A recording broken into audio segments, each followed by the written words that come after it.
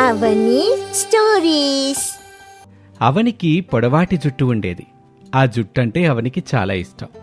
అలాగే అత్తగారికి కూడా ఆ జుట్టంటే చాలా ఇష్టం. మార్కెట్కి వెళ్ళిన అందరూ కూడా ఆ జుట్టును చూసి అవనితో ఇలా అంటారు. మీరు జుట్టుకి ఏం వాడతారండి? ఇంత పొడువుగా అందంగా ఉంది, చూడ్డానికి చాలా చాలా ముద్దుగా ఉంది. ఏం వాడుతూ ఉంటారు? నేనేం వాడనండి, న్యాచురల్గా అదే పెరుగుతుంది. మా కోడల జుట్టు ఉంది, కొత్తిమీర కట్టలాగా. మీ జుట్టు మాత్రం భలే అద్భుతంగా ఉంది అంటూ కాంతమ్మ పొగుడుతో అక్కడి నుంచి వెళ్ళిపోతుంది. అవని సంతోషంగా ఇంట్లోకి వెళ్తుంది. ఏంటమ్మా కాంతం మీద అడుగుతుంది? జుట్టు గురించి అడుగుతుంది లేత్తయ్య. ఏంటో వచ్చిపోయేళ్ళందరూ నీ జుట్టు గురించి ఆరాలు తెస్తానే ఉంటారు. నీకు దిష్టి తీయాలరా అంటూ లోపలికి తీసుకెళ్తుంది. ఇలా రోజులు గడుస్తూ ఉన్నాయి. ఒకరోజు ఉదయాన్నే అవని నిద్ర లేవటంతోనే అద్దంలో తనని తాను చూసుకొని పెద్ద పెద్దగా కేకలు వేస్తూ ఉంటుంది. పక్కన నిద్రపోతున్న సురేష్ ఒక్కసారిగా ఉలిక్కిపడి నిద్రలేస్తాడు. హుసే, నీ దుంపతెగా, ఏమైందే నీకు? అంత పెద్దగా అరుస్తున్నావు? ఏం జరిగింది? ఏమండి, ఎవరో నాకు బోడిగుండు చేశారండి. చూడండి, నా జుట్టు మొత్తం పోయింది అంటూ బోరున ఏడుస్తూ ఉంటుంది అవని. ఇంతలో అత్తగారు అక్కడికొస్తారు. అవనితో, ఏమైందమ్మా, ఎందుకలా పెద్దగా అరిచావు అంటూ ఆమెను చూస్తుంది. ఆమెకు జుట్టు లేకపోవడంతో నీ జుట్టేమైందమ్మా అని అడుగుతుంది అత్తగారు. ఏమో అత్తయ్య, నాకు తెలీదు. ఉదయం లేచేటప్పటికిలా ఉంది. అత్తగారు ఒక్క నిమిషం ఆగు అంటూ అవని నెత్తిమీద ఉన్న క్యాప్ని తీస్తుంది. తన జుట్టు తనకే ఉంటుంది. ఇక ఇద్దరూ కోపంగా సురేష్ వైపు చూస్తారు. ఇదంతా నువ్వేనా చేసింది అని అడుగుతారు. నేనే సరదాగా ఇలా చేశాను. జుట్టు లేకపోతే నువ్వు ఏం చేస్తావని చిన్న ప్రాంక్ అంతే. జుట్టు లేకపోతే బాగానే మనుషుల మీద అరుస్తున్నావు. జుట్టు లేకపోతే అరవడం కాదు, ఇల్లు పీకి పందిరి వేస్తాను. నా గురించి మీకు ఇంకా తెలియదు అనుకుంటా అని కోపంగా అంటుంది అవని. ఆ తర్వాత అత్తాకోడలిద్దరూ కలిసి పనిచేసుకుంటూ ఉంటారు. అప్పుడే ఒక ఆమె అక్కడికి వస్తుంది. ఆమె వేషధారణంతా విచిత్రంగా ఉంటుంది. ఆమె సోది చెప్పే ఆమెలాగా ఉంటుంది. ఆమెను చూసి, ఏంటమ్మా సరాసరి ఇంట్లోకి వస్తున్నావు? ఇక్కడ సోది చెప్పించుకోవడానికి మేము నిన్నేం పిలవలేదు కదా. నన్ను పిలవలేదు, కానీ నేనే పిలుపుతో వచ్చాను. మీ ఇంటికి దరిద్రం పట్టింది. ఆ దరిద్రాన్ని వదిలించకపోతే మీ కుటుంబం అంతా నాశనం అవుతుంది. ఆ మాట వినగానే అత్తగారు చాలా భయపడిపోతుంది. అవునా, నిజమా? మీరు చెప్పేది నిజమేనా? ఏం జరుగుతుంది మా ఇంటికి? రండమ్మా, రండి, కూర్చోండి, విషయం ఏంటి చెప్పండి అమ్మా అని ఆహ్వానిస్తుంది. ఇక ఆమె లోపలికొచ్చి కూర్చుంటుంది. చూడండి, మీ కోడలికి విపరీతమైన దిష్టి ఉంది. ఆ దిష్టి కారణంగా మీ ఇల్లు మొత్తానికి దిష్టి పట్టింది. ఇప్పుడు ఏం చెయ్యాలమ్మా? ఏమైనా పరిష్కారం ఉంటే చెప్పకూడదు? పరిష్కారం ఉంది. అదేంటంటే మీ కోడల జుట్టును తీసేయాలి, లేదంటే ఒకరి తర్వాత ఒకరు మరణిస్తారు. ఆ మాట వినగానే అవని ఏడవటం మొదలు పెడుతుంది. అత్తయ్య, ఆమె చెప్పిన మాట విని నా జుట్టు తీసేస్తారా ఏంటి? నా జుట్టు తీయడానికి నేనేమాత్రం ఒప్పుకోను అంటూ అక్కడి నుంచి వెళ్ళిపోతుంది. అప్పుడే అక్కడికి సురేష్ వస్తాడు. అమ్మా, ఏమైందమ్మా? ఎవరిమే? నా భార్య ఎందుకు ఏడుస్తుంది? అప్పుడు అత్తగారు జరిగిన విషయం అంతా సురేష్కి చెప్తుంది. అదంతా విన్న సురేష్ తన మనసులో, ఈమెని ఎక్కడో చూసినట్టుంది. సరే సరే, నేనీమె పని చెప్తాను అని అనుకొని ఆమెతో సురేష్, సరేనమ్మా, మీరు చెప్పినట్టే నా భార్యకి గుండు చేపిస్తాను. ఆ తర్వాత ఏం చేయాలో మీరు చెప్తారా? ఆ మాట వినగానే అవని ఏడుస్తూ, ఏంటి, నాకు గుండు చేపిస్తారా? నేను చేయించుకోనంటే చేయించుకోనని మారం చేస్తూ ఉంటుంది. నేను చెప్పినట్టు చేస్తే నీకు మంచి జరుగుతుంది, అర్థమవుతుందా? నీకే కాదు, మన కుటుంబానికి కూడా అంతా మంచి జరుగుతుంది. అందుకు తను ఏడుస్తూనే సరే అంటుంది. ఇక సురేష్ ఆమె లోపలికి తీసుకుని వెళ్తారు. సరిగా అరగంట తర్వాత ఆమెను బయటకు తీసుకొస్తాడు. ఆమె గుండెని చూసి సోది చెప్పి ఆమె ఇలా అంటుంది. ఇక ఈ రోజుతో మీ కష్టాలన్నీ తీరిపోతాయి. మీరు కత్తిరించిన జుట్టుని నాకివ్వండి అని అంటుంది. అందుకు సురేష్ ఒక్క నిమిషం అంటూ లోపలికెళ్లి జుట్టును తీసుకొచ్చి ఆమెకిచ్చాడు. ఇక మీ జీవితంలో ఎట్లాంటి కష్టాలు ఉండవు. ఇదిగో నమ్మ, ఈ నిమ్మకాయలు గుమ్మానికి గట్టండి అని నిమ్మకాయలిచ్చి వెళ్ళిపోతుంది. ఆమె వెళ్ళిపోయిన తర్వాత సురేష్, అమ్మా, నువ్వు నాతో పాటురా అని అంటాడు. ఇక ఆమె అతనితో పాటుగా వెళ్తుంది. వాళ్ళు ఆ సోది చెప్పే ఆమెను ఆమెకు తెలియకుండా వెంబడిస్తూ ఉంటారు. ఏంట్రా, ఆమెకు తెలియకుండా ఆమె ఎందుకు తీసుకెళ్తున్నావు? ఒక్క 10 నిమిషాలాగమ్మా, విషయమేంటో నీకే తెలుస్తుందిగా అని అంటాడు. ఆ సోది చెప్పే ఆమె తన వేషధారణని మార్చుకుంటుంది. అది చూసి వాళ్ళిద్దరూ ఆశ్చర్యపోతారు. ఎందుకంటే ఆమె మరెవరో కాదు, కాంతమ్మ. ఒరే కాంతమ్మరా, సో చెప్పేదానిలాగా మన ఇంటికొచ్చి ఇట ఎందుకు చేసింది? ఇంకొక 2 నిమిషాలాగమ్మా, ఎందుకు చేసిందో నీకే అర్థమవుతుంది. కాంతమ్మ సరాసరి తన ఇంటికి వెళ్ళి తన కోడలు రమ్యతో, రమ్య, ఎప్పుడు నువ్వు అవనని చూసి ఈర్షపడతా ఉంటావు కదా, ఇదిగో చూడు నేనెంత గొప్ప పని చేసుకొని వచ్చానో. సో చెప్పామలాగా వాళ్ళ ఇంటికి వెళ్ళి మాటలు చెప్పాను, దానికి ఆమె గుండు చేయించుకొని వచ్చాను, ఇదిగో దాని జుట్టు అని చెబుతూ ఉంటుంది. ఆ మాటలు విన్న రమ్య సంతోషంగా, ఇప్పుడు దానికంటే నాకే పెద్ద జడుంది. అందరూ నా జుట్టు చూసి నన్నే పొగుడుతూ ఉంటారు. అత్తయ్య, మీరు చేసిన పని నేను ఎప్పటికీ మర్చిపోలేను. లేదంటే ప్రతిరోజు నా కళ్ళ ముందు దాన్ని పొగుడుతూ ఉంటే నాకు కుళ్ళు పుట్టేది. ఇప్పుడు నా కళ్ళ ముందే అందరూ దాన్ని నీకేమైంది ఏవైంది అని అడుగుతూ ఉంటే నేను నవ్వుకుంటూ ఉంటాను అని వాళ్ళిద్దరూ మాట్లాడుకుంటూ చాటుగా కిటికీలో నుంచి సురేషు, అనసూయ అదంతా విని ఆశ్చర్యపోతారు. వామ్మో, ఎంత కుట్ర చేశారు వీళ్ళు. దీని మాటలు విని అన్యాయంగా దాని జుట్టు కత్తిరించావు కదరా. అమ్మా, నువ్వు అనుకున్నట్టేం జరగలేదు. నేను తనని ఇంటి దగ్గర చూసినప్పుడే నాకు అనుమానం వచ్చింది. ఊరికే కాంతమ్మతో అలా చెప్పాను. తర్వాత లోపలికి తీసుకెళ్లి జుట్టు మొత్తం కవర్ చేసి మొన్న నేను ప్రాంక్ చేద్దామని తీసుకొచ్చానే గుండు స్టిక్కర్ క్యాప్, అది అంటించాను. ఇక దాన్ని చూసి నిజంగానే గుండు చేశానని భావించింది కాంతమ్మ అని తల్లితో చెప్పి అక్కడి నుంచి అవని దగ్గరికి వెళ్ళి జరిగిన విషయం అంతా చెప్తాడు. అదంతా విన్న అవని కోపంగా కాంతం ఇంటికి వెళ్తుంది. కాంతమ్మ అవనిని చూసి ఏమీ తెలియనట్టుగా, అయ్యోయ్యో, ఏంటమ్మా అవని గుండు చేయించుకున్నావు? ఏం జరిగింది? బంగారు లాంటి పొడవైన జుట్టు ఉండేది కదమ్మా, దాన్ని ఎందుకు తీసేసావు? ఏమైందమ్మా? ఏమైనా మొక్కుందా?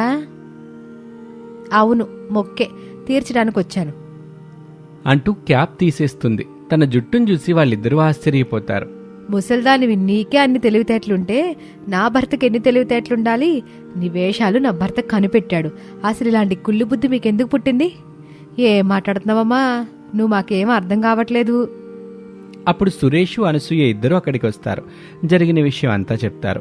అదంతా విన్న కాంతమ్మ, అయ్యయ్యో, ఏదో పొరపాటు జరిగిపోయిందిలేమ్మా, దయచేసి ఈ విషయం ఎవరికి చెప్పకండి. బయట ఎవరికన్నా తిరిగి మా పరువు పోద్దే. చెప్పంగాని నువ్వు అలా చేసినందుకు నీ జుట్టు నువ్వు తొలగించుకోవాలి, లేకపోతే నీ కోడల జుట్టుని మేమే బలవంతంగా తొలగిస్తాం. ఆ మాటలు విన్న కాంతమ్మ, వద్దొద్దు, దయచేసి అలా చేయకండి. నేనే నా జుట్టుని తీసేస్తాను. ఇంకెప్పుడు కూడా అట చేయను. దయచేసి వదిలేయండి. నేను నా జుట్టుని తీసేసుకుంటాను. నలుగురిలో మాత్రం నా పరువులు తీయకండి అని కాంతమ్మ అంటుంది. ఆ మాటలకి వాళ్ళు సరే అంటారు. కానీ సురేష్ మాత్రం, సరే, నువ్వు చేసిన తప్పుకి నువ్వెలాగూ ప్రాధేయపడుతున్నావు కాబట్టి నిన్ను క్షమించి వదిలేస్తున్నావు. ఇంకెప్పుడు ఇలాంటి పనులు చేయొద్దు. ఒకరి మీద స్వార్థంతో ఏడిస్తే భగవంతుడు మనల్ని ఎరకాటంలో పడేస్తాడు, జాగ్రత్తగా ఉండండి. అప్పుడు కాంతమ్మ ఇలా అంటుంది, నిజంగా ఇది చాలా మంచి మనసు బాబు. నన్ను క్షమించి వదిలేసావు. ఇక మీదట ఎప్పుడూ కూడా ఎట్టాంటి పొరపాట్లు చేయను. నీకు మాట ఎత్తున్నానయ్యా, మీ జోలికి అసలు రాను అని కాంతమ్మ అంటుంది. నాకు కూడా బుద్ధి వచ్చింది. ఇక మా అత్తయ్య గారు అలా చేయదు. నేను ఈర్ష్యపడను. మమ్మల్ని ఇద్దరిని క్షమించండి అంటూ క్షమాపణ కోరటంతో వాళ్ళు అక్కడి నుంచి వెళ్ళిపోతారు. ఇక ఎప్పటిలాగానే ఎవరి పాటికి వాళ్ళు ఉంటారు. మార్గ మధ్యలో సురేష్ వాళ్ళకి కాంతమ్మ కనబడినా ఏమీ తెలియనట్టుగా కాంతమ్మ వెళ్ళిపోతుంది. వాళ్ళు పలకరించరు, కాంతమ్మ కూడా పలకరించదు. ఎవరి పాటికి వాళ్ళు సంతోషంగానే ఉంటారు. సురేష్ చేసిన పని ఎలా ఉంది? అతను చేసింది మంచిదేనా కాదా అనేది కామెంట్ చేయండి. ఇలాంటి వీడియోల కోసం మన ఛానల్ని సబ్స్క్రైబ్ చేయండి, లైక్ చేయండి, అలాగే షేర్ చేయండి. Thank you for watching. Krishnapalli గ్రామంలో అనసూయ, అవని అనే అత్తాకోడలు ఉన్నారు. అనసూయ తన కోడలైన అవనిని ఎప్పుడూ తిడుతూ ఉంటుంది. ఎందుకంటే ఆమె ఎప్పుడూ తింగరి పనులు చేస్తూ ఉంటుంది కాబట్టి. అసలు అవని ఎలాంటి తింగరి పనులు చేస్తుంది, అసలు విషయమేంటో కథలోకి వెళ్ళి తెలుసుకుందాం. ఈ మధ్య కాలంలోనే సురేష్, అవనికి పెళ్లి జరిగింది. అనసూయ కొడుక్కి పెళ్లి చేసినందుకు చాలా సంతోషపడుతూ ఉంటుంది. పెళ్లైన వారం రోజుల తర్వాత అవనిని అనసూయ వంట చేయమని చెప్తుంది. అత్తయ్య, నాకు వంట చేయడం రాదత్తయ్య. మీరు నేర్పిస్తే మాత్రం నేర్చుకుంటాను. అదేంటి, నీకు వంట బాగొచ్చని మీ అమ్మ చెప్పింది? నాకు పెళ్లి చేయడం కోసం మా అమ్మ అబద్ధం చెప్పింది అత్తయ్య. నేను చెప్తున్నాను కదా, మీరు చెప్పండి, నేను నేర్చుకుంటాను. అందుకు అత్తగారు సరే అని చెప్పి, ముందు బియ్యాన్ని శుభ్రంగా కడిగి నా దగ్గర తీసుకురా. ఎన్ని నీళ్లు పొయ్యాలి, ఎట్టా వండాలి చెప్తా. అత్తగారు చెప్పిన మాటలకి అవని సరే అని చెప్పి బియ్యాన్ని కడుగుదామని ఇంట్లోకి వెళ్తుంది. చాలా సమయం అవుతుంది. కోడలింకా రాకపోవడంతో, అవని ఏం చేస్తున్నావు? బియ్యం కడిగావా లేదా? కడుగుతున్నానత్తయ్యా. ఏంటి ఇంతసేపు నుంచి బియ్యాన్ని గడుగుతున్నావా? ఏం చేస్తున్నావే నువ్వు అసలా? అంటూ వంటగదిలోకి వెళ్తుంది. అవని వంటగదిలో లేదు, పెరట్లో కూర్చుని ఉంటుంది. అనసూయ అక్కడికి వెళ్తుంది. అక్కడికి వెళ్ళిన అనసూయ ఆశ్చర్యపోతుంది. ఎందుకంటే అవని ఒక్కొక్క బియ్యం గింజని సబ్బుతో గడుగుతూ ఉంటుంది. అది చూసిన అత్తగారు చాలా కోపంగా, ఒసే తెంగరదానా, ఏంటి నువ్వు చేస్తున్న పని? ఎవరైనా ఇట సబ్బుతో బియ్యాన్ని కడుగుతారంటే? మీరే కదత్తయ్య బియ్యాన్ని శుభ్రంగా కడగమన్నారు, మరి ఈ మాత్రం కడగకపోతే ఎలా? ఒసే తెంగరదానం, ఇలా సబ్బుతో కడిగిన బియ్యాన్ని తింటే మనం పైకి పోతాం. నువ్వులే అమ్మా, ఎట్టా వండాలో నేను చూపిస్తాను అంటూ తానే స్వయంగా బియ్యం కొలత ప్రకారం నీళ్లు పోసి పొయ్యి మీద పెడుతుంది. అదంతా చూస్తున్న అవని, అత్తయ్య అన్నం ఎలా వండాలో చూపించారు, అలాగే మీ చేత్తో కూర ఎలా వండుతారో చెప్తారా? చెప్పక చేస్తానా? చెప్తాను అంటూ ఉండగా ఎవరో అనసూయని పిలుస్తారు. అనసూయ వస్తున్నానంటూ బయటకు వెళ్తుంది. ఏంటి కాంతం వదిన ఇట్టాగొచ్చో? ఏం కావాలి? ఈ ఇంట్లో పంచదార అయిపోయింది, ఒక కప్పు పంచదార ఇస్తారా? మా ఆయన తీసుకురాగానే ఇస్తాను. మా ఇంట్లో కూడా పంచదార అయిపోయింది వదినా, నేను కూడా తీసుకురావాలి అని చెబుతూ ఉండగానే కోడలు పంచదార తీసుకుని బయటకు వస్తుంది. ఇదిగోండి అత్తయ్య గారు, తీసుకోండి పంచదార. ఇంకా మీకు ఎప్పుడైనా ఏమైనా కావాలంటే మా ఇంటికి వచ్చేయండి. కోడలలా చెప్పిన వెంటనే కాంతం అనసూయ వైపు చూస్తుంది. అనసూయ వెంటనే, అవని పంచదార ఎప్పుడు తీసుకొచ్చావు? ఈ నెల సరుకులు నువ్వే తెచ్చావేంటి? నాకు అసలు తెలియనే తెలీదు.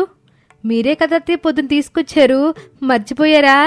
మళ్ళీ కాంతం అనసూయ వైపు అదోలా చూస్తుంది. అయ్యో నా మతి మరుపు మండ, ఈ మధ్య నాకు అసలు ఏం గుర్తుండట్లేదు వదినా. ఇదిగో పంచదారే కదా, తీసుకెళ్ళు అంటూ పంచదార ఇస్తుంది. ఆమె అలా తీసుకుని వెళ్ళిందో లేదో అనసూయ కోడల్ని తిట్టటం మొదలు పెడుతుంది. ఓసై తింగరదానా, నీకు నోరు కుదురుగా ఉండదంటే ఆమెకి వారానికి 2 సార్లు పంచదార ఇంట్లో అయిపోతా ఉంటది. పంచదార అయిపోయిన ప్రతిసారి మన ఇంటికి వచ్చుద్ది, తీసుకెళ్తది, తిరిగి మాత్రం అసలు ఇవ్వదు. నేనేదో చెబుతున్నానుగా, మధ్యలో నువ్వెందుకు వచ్చావు? ఈసారి ఎవరన్నట్ట పంచదార కావాలి, కారం కావాలి, పసుపు కావాలని మన ఇంట్లో వస్తే లేదని చెప్పేసి, ఎవరేది అడిగినా మొహం మీద లేదని చెప్పు. అర్థమైందా? అర్థమైంది అత్తయ్య, ఎవరేది అడిగినా లేదని చెప్తా. ఇంకా కొంచెం గట్టిగానే మాట్లాడాలి, అంతేగా? అందుకు అత్తగారు అవును అంతే అని సమాధానం చెప్తుంది. ఇంతలోనే వంటగది నుంచి ఏదో వాసన వస్తుంటే వంటగదిలోకి వెళ్తారు ఇద్దరు. అక్కడ అన్నం కాకుండా పక్కన మరో స్టవ్ మీద ఉన్న పాత్ర నుంచి మాడిన వాసన వస్తుంది. అందులో ఏం చేశావే అంటూ కోడలు అత్తగారిని ప్రశ్నించగా, అత్తయ్య మీకు శ్రమ ఎందుకని నేను కూర వండుదాం అనుకుని ఇంట్లో ఉన్న అన్ని కూరగాయలు ఇందులో వేసేసి కొన్ని నీళ్లు పోసాను, మూత పెట్టాను అత్తయ్య. అదే మీరు ఇందాక ఎలాగైతే అన్నం ఎలా వండాలో నేర్పించారో కూర కూడా అలాగే వండేద్దాంలే అని ప్రయత్నించా. ఆ మాటలకి అత్తగారికి బాగా కోపం వస్తుంది. ఓసి, నేను చెప్పకుండానే ఇట్లాంటి పనులు ఎప్పుడు చేయబాక, నేనెట్టా చేయలే నేర్పిస్తానుగా చూడు అంటూ కూర కూడా ఎలా చెయ్యాలో నేర్పిస్తుంది. ఇక ఇంట్లో ఉన్న పనులన్నీ కూడా తను ఎలా చెయ్యాలో అత్తగారి నేర్పిస్తూ ఉంటుంది. చాలా సమయం తర్వాత అత్తగారు వెళ్లి విశ్రాంతి తీసుకుంటారు. కోడలు తీరిగ్గా కూర్చుంది. ఇంతలో మామగారు అరవింద్, భర్త సురేషు వస్తారు. అవని, కొంచెం మంచినీళ్ళు తీసుకొస్తావా? అదే చేత్తో కాఫీ కూడా పట్టుకురా. ఆ మాటలు విని అవని వెంటనే అక్కడికి వస్తుంది. ఇంట్లో మంచినీళ్ళు లేవండి. మంచినీళ్ళు లేకపోవటమేంటి? నిజంగానే లేవండి, లేవు కాబట్టి లేవని చెప్తున్నాను. మీరెందుకు లేవా లేవని 2-3 సార్లు అడుగుతున్నారు?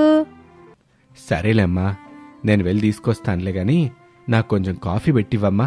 కాఫీ పెట్టడానికి పాలు కూడా లేవు మామయ్య గారు. ఉదయమే కదమ్మా 2 పాల ప్యాకెట్లు తీసుకొచ్చాను, మరి లేవని చెప్తున్నావు? మీ అత్తయ్య ఫ్రిడ్జ్లో పెట్టిందేమో చూడు. ఏంటి మామయ్య గారు, పాలు లేవంటే ఫ్రిడ్జ్లో పెట్టిందని చూడంటారేంటి? ఇదే మీకు పద్ధతిగా లేదు అని వాళ్ళ మీద పెద్ద పెద్దగా అరుస్తూ ఉంటుంది. ఆ కేకలకి అత్తగారు వెంటనే అక్కడికొచ్చి ఎందుకు అరుస్తున్నావంటూ ప్రశ్నిస్తుంది కోడల్ని. అత్తయ్య మీరే చెప్పారు కదా, ఎవరు ఏమడిగినా సరే ఇంట్లో లేవని చెప్పమన్నారు. వీళ్ళు నీళ్ళు అడిగారు, లేవని చెప్పాను. ఇప్పుడేమో కాఫీ కావాలని అడుగుతున్నారు, పాలు లేవని చెప్తున్నాను. నా మాట వినకుండా పదే పదే ప్రశ్నిస్తున్నారు. ఆ మాటలకి అనసూయకి బాగా కోపం వస్తుంది. ఆమెకి ఎలా చెప్పాలో ఏం చెప్పాలో అర్థం కాక చాలా కోపంగా, ఓసే, బయటోళ్ళు ఎవరన్నా వచ్చేదని అడిగితే లేదని చెప్పమన్నా, కానీ ఇంట్లో వాళ్ళు అడిగితే కాదే. ఆ మాటలకి సురేషు, అరవిందు ఇద్దరు ఆశ్చర్యపోతూ చూస్తూ ఉంటారు. అప్పుడు అనసూయ జరిగిన విషయం అంతా చెప్తుంది. ఆ మాటలు విన్న అరవిందు అనసూయని పక్కకు పిలిచి ఇలా మాట్లాడతాడు. ఒసే, పెళ్లి చూపులకి వెళ్ళినప్పుడే అమ్మాయి ఎందుకో కొంచెం విచిత్రంగా ఉంది అంటే నువ్వు నా మాటినలేదు. ఈ అమ్మాయికి కొంచెం తలతిక్క అనుకుంటా. ఇలాంటి తలతిక్కమ్మాయితో మనవాడెలా కాపురం చేస్తాడే? ఈ అమ్మాయి మన ఇంటిని ఎలా చక్కబెడుతుంది చెప్పు. అయితే ఇప్పుడేం చేయమంటారు? ఇడాకులు ఇప్పించమంటారేంటి? మీరు చెప్పే మాటలు ఇప్పుడు అట్టాగే ఉన్నాయి. నేను చెప్పేది అది కాదు. ఆ ముందు అమ్మాయిని పుట్టింటికి పంపించి కొంచెం వాళ్ళ అమ్మతో చెప్పి అమ్మాయికి జాగ్రత్తలు చెప్పి పంపించమని చెప్పు. ఆ మాటలు చాటుగా కోడలు అవని వింటుంది. ఆమె హడావిడిగా వెళ్లి బట్టలు సర్దుకుంటూ ఉంటుంది. అది చూసి సురేష్ ఏం జరిగింది అని అడుగుతాడు. ఆమె ఏడుస్తూ ఉంటుంది. ఇదిలా ఉండగా అక్కడ అత్తామావయ్య మాట్లాడుకుంటూ ఉంటారు. ఏవండి, వాళ్ళ అమ్మ గురించి మీకు తెలియదు అనుకుంటా. ఈ అమ్మాయి ఎట్టాగో వాళ్ళ అమ్మ కూడా అట్టాగే తెంగరదేనండి. సరిపోయింది. సర్లే, ఇంక మనమేం చేస్తాం? అమ్మాయికి అన్నీ నువ్వే దగ్గరుండి నేర్పించుకో అయితే అని వాళ్ళు మాట్లాడుకుంటూ ఉండగా అవని ఇంట్లో పెద్ద పెద్దగా ఏడుస్తూ ఉంటుంది. వీళ్ళిద్దరూ ఏదో జరిగింది అంటూ అవని దగ్గరికి వెళ్తారు. ఏం జరిగిందమ్మా? ఎందుకు ఏడుతా బట్టలు సర్దేసుకుంటున్నావు? అత్తయ్య, మీరు మావయ్య మాట్లాడుకోవడం నేనంతా విన్నాను. నేను తింగరదాన్నని నన్ను పుట్టింటికి పంపించాలని చూస్తున్నారు. మీరు పంపించడం ఎందుకులని నేనే వెళ్ళిపోతున్నాను. ఆ మాటలకి వాళ్ళకేం చెప్పాలో అర్థం కాదు. సురేష్కి జరిగిన విషయం అంతా కూడా అనసూయ పక్కకు తీసుకువెళ్లి చెప్తుంది. సురేష్ ఆ మాటలు విని, ఏంటమ్మా ఇది? నాకు ఇంకెవరు దొరకనట్టు ఒక తింగరదాన్నిచ్చి పెళ్లి చేసావా? ఓరే, గట్టిగా అరవబాకరా, మళ్ళీ అమ్మ ఇంటి బాధపడుద్ది. నేను విన్నాను అత్తయ్య, అన్నీ నేను వినేశాను. ఇక అందరు నన్ను తింగరది అన్న తర్వాత కూడా ఇంట్లో ఎందుకు ఉండాలి చెప్పండి. ఆహా, మేమందరం నిన్ను తింగరదని ఎందుకు అంటున్నావో తెలుసా? మేం కూడా తింగరోళ్ళమే కాబట్టి. అర్థమైందా? ఓ అవునా? అయితే మనందరం తింగరోళ్ళమే అన్నమాట. ఎవరన్నా అడిగితే మనది తింగిరి కుటుంబం అని చెప్తాను అత్తయ్య. ఆ మాటలకి వాళ్ళు నవ్వుతున్నట్టు నటిస్తూ అలాగే చెప్పమ్మా అంటారు. ఇక అనసూయ, ఇలాంటి తింగరి కోడలతో ఎలాంటి కాపురం చేస్తావో సురేషు అంటూ అక్కడి నుంచి వెళ్ళిపోతుంది. ఇలాగే రోజులు గడుస్తూ ఉంటాయి.